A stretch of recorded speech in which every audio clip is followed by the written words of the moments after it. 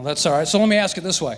Concerning the passage, it does say it depends on him who wills, or it does not, rather, it does not depend on him who wills or him who runs. So here's my question. Do you believe God has the freedom, since he is the one who wills, since it is up to him, does he have the freedom to give man the responsibility to believe?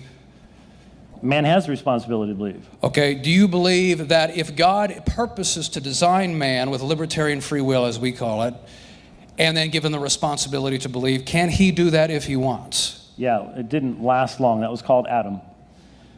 Okay, so then if he did create Adam with libertarian free will, so then you would concede...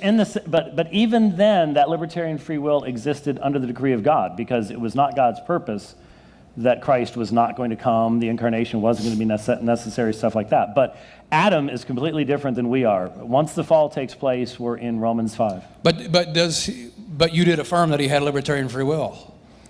Yes, as a creature. Right. In other words, he did not have a fallen nature. Right. So when God created Adam, here's a man who had libertarian free will. Was God still sovereign when you had a man who had libertarian free will? God was still sovereign because he then accomplished his purpose even in Adam, yes. So then you do agree that for God is still sovereign, and that libertarian, let me ask you this way, you would believe then, and you would agree that being libertarianly free does not in any way oppose God being sovereign?